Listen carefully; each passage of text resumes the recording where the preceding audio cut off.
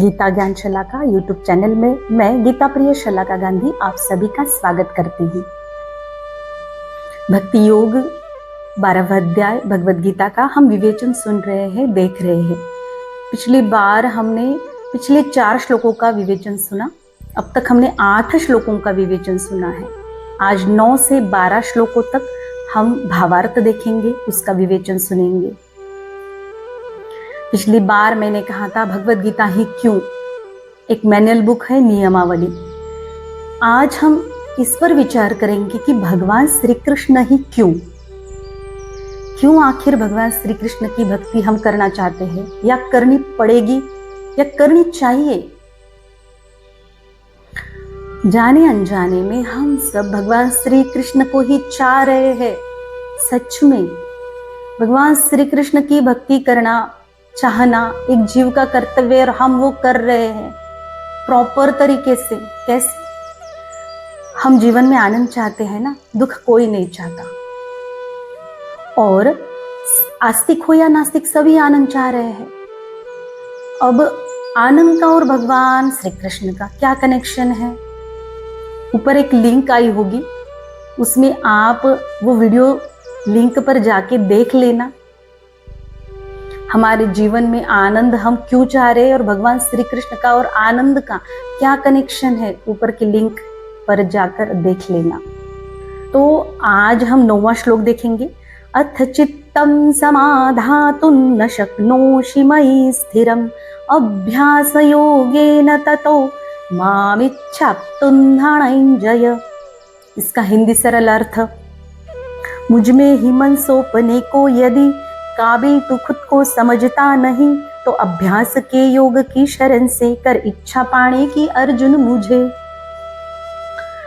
पिछली बार हमने देखा कि भगवान कह रहे कि मन मुझे अर्पण कर। बार बार भगवान कह रहे क्योंकि मन ही भटकता है, मन ही अटकता है संसार में। तो भगवान कह रहे कि मन को मुझे अर्पण कर। अब इस बार देखो, जैसे माँ होती है, कोई बच्चा भूखा है और भूख लगी और खाना नहीं खाना, तो माँ ऑप्शन रखती है, बेटा कुछ दाल चावल खा ले, तेरी पसंद की सब्जी बनाऊं, कुछ नहीं तो तू फल ले ले, फ्रूट्स। बच्चा ना कह रहा है तो माँ कह रही कि नहीं तू दूध तो पी ले। माँ तब तक शांत नहीं बैठेगी जब तक बच्चा कुछ खाएगा नहीं। ऑप्शन रखती है ना। तो भगवान भी हमारी माँ ही है, त्वमेव माता। भगवान हमारी माँ है। भगवान भी यहाँ पे ऑप्शन रख रहे हैं कि अर्जुन और हमें कह रहे हैं कि तू अगर मन मुझे देने में समर्थ नहीं है तो क्या करना है? मुझ में ही मन सौंपने को यदि काबिल तो खुद को समझता नहीं, तो अभ्यास के योग की शरण से कर इच्छा पाने की अर्जुन मुझे। अभ्यास क्या है? अभ्यास है भगवान का मनन करना, चिंतन करना, कीर्तन करना। भगवान ऑप्शन दे रहे हैं एक एक श्लोक में। हम आगे आगे जैसे जाएंगे तब हमें पता चलेगा। लेकिन अभ्यास, कीर्तन करना, मनन करना। आप वृंदावन चले जाओ, हर तरफ कीर्तन है, भक्ति है वहां पे। कीर्तन, मनन, चिंतन, स्मरण, सुमिरन बोलते हैं जिसको। लेकिन आज एक सीक्रेट बात मैं आपसे शेयर करने वाली हूँ। और एक तरीके से भगवान यहाँ पे कहते हैं कि श्वासों से भी हम भक्ति कर सकते हैं। कैसे? आपको क्या लगता है? ये हमें श्वास मिली है ये सिर्फ जिंदा रहने के लिए, जीवित रहने के लिए? बिल्कुल नहीं। ये श्वास मिली है ना भक्ति करने के लिए। कैसे? आप श्वास लो, छोड़ो, राधे। जैसे श्वास ऊपर हमने ली रा, और छोड़ते वक्त धे, राम। श्वास लेते वक्त रा, छोड़ते वक्त म। राधे कृष्ण।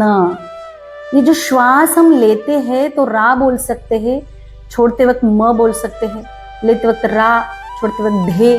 ये श्वासों से भक्ति की जाती है। बहुत सारे ऐसे साधक है भक्त की श्वासों से भक्ति कर रहे हैं। इसी का नाम अभ्यास है। ठीक है, आगे का श्लोक। अभ्यासेप्य समर्थोऽसि मत्कर्म परमो भव मदर्थमपि कर्माणि कुर्वन् सिद्धिमवाप्स्यसि। हो न अगर तुझसे अभ्यास सभी, तो मेरे लिए कर्म कर तू सभी। मेरे लिए कर्म करता हुआ तू सिद्धि परम तब भी पा जाएगा। भगवान दूसरा ऑप्शन रख रहे। पहला तो रखा कि मन अर्पण कर दे, मन नहीं कर सकता, अभ्यास कर, मनन कीर्तन श्रवण शास्त्रों से जाप। अगर ये भी नहीं तुझसे हो रहा तो क्या करना है फिर? हमारा स्वार्थ जो है वो जरा बाजू में रखकर, साइड में रखकर हमें परमार्थ करना है। जो कुछ हम कर्म कर रहे हैं वो भगवान के आश्रित होकर, परायण होकर। मैंने पहले भी बोला था कि अगर सफलता मिले तो आसक्ति, असफलता मिले तो निराशा।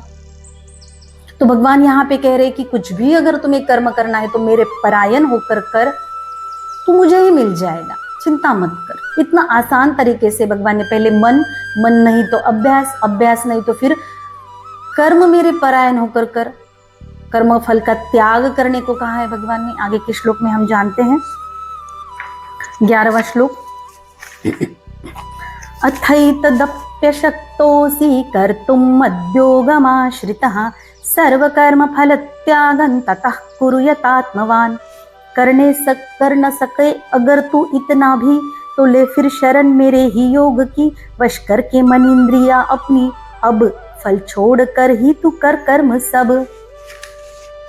भगवान यहाँ पे कह रहे हैं कि मन बुद्धि मुझको अर्पण कर और फिर कर्म फल का त्याग कर। देखो भगवान ने पहले बताया कि मन, फिर अभ्यास, और फिर क्या बताया भगवान ने कि मेरे परायण होकर कर्म कर। अगर ये भी नहीं हम कर सकते तो भगवान यहाँ पे कहते हैं कि शरण, मेरी शरण आ, मन बुद्धि पर काबू कर, वश करके मन इंद्रिया। मैंने पहले भी बताया था कि मन को कंट्रोल में करना पड़ता है। मन बुद्धि पर, अगर मन कंट्रोल में किया, बुद्धि में निश्चय पक्का बना कि मुझे इसी जन्म में भगवान को पाना है, तो भगवान आगे कहते हैं फल छोड़ कर ही तू कर कर्म सब। कर्मण्येवाधिकारस्ते मा फलेषु कदाचन मा कर्म फल हेतुर्भुर माते संगोस्त्व कर्मणि। हम सिर्फ कर्म कर सकते हैं, फल की इच्छा रखो या ना रखो, फल हमारे हाथ में नहीं। तो भगवान कहते हैं कि तू कर्म फल छोड़कर तू कर्म कर। ये टेंशन नहीं लेनी चाहिए कि हम जब कर्म कर रहे हैं तो आगे क्या होगा। तो भगवान यहाँ पे धीरे धीरे अर्जुन को समझा रहे हैं। देखो मैंने पहले भी कहा है कि हम भगवान को पाना चाहते हैं तो भगवान भी तो हमसे मिलने के लिए तरस रहे हैं। ये भगवान ने ही मार्ग बताया कि हम भक्ति कैसे करें। भगवत गीता में ये मार्ग है कि हम भगवान तक कैसे पहुंच सके। आगे का श्लोक, श्रेयो हि ज्ञानम अभ्यासात् ज्ञानात् ध्यानं विशिष्यते ध्यानात् कर्म फल त्यागात् शान्तिरनन्तरम्। अभ्यास से श्रेष्ठ होता है ज्ञान, मगर श्रेष्ठ इस ज्ञान से भी है ध्यान। समझ ध्यान से बढ़ के फल त्याग को, शांति बिना देर के इससे हो। भगवान यहाँ पे कह रहे कि पहले तो अभ्यास करने को कहा, लेकिन यहाँ पे भगवान ने क्या कहा है कि अभ्यास से श्रेष्ठ होता है ज्ञान। अगर हम मर्म ना जानकर सिर्फ अभ्यास करने लगे, जैसे मैंने बोला कि श्रवण करना है, कीर्तन करना है, मनन करना है, शिव राम राम राम राम राधे राधे राधे राधे, हमारा भाव ही जुड़ा नहीं।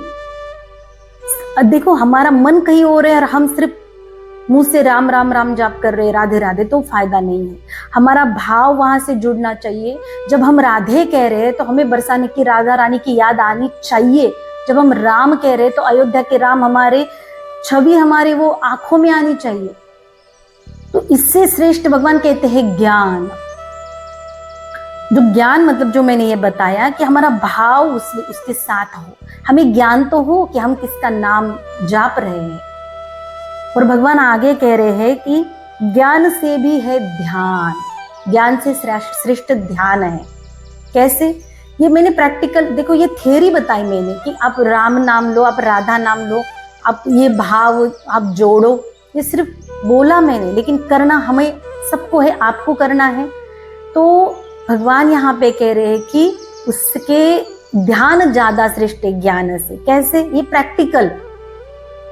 आप बैठो, ध्यान लगाओ भगवान का, राधा रानी का, श्री राम जी का, जिसमें आपकी भक्ति है, जो आपके इष्ट देवता है, उसमें आप ध्यान लगा लो।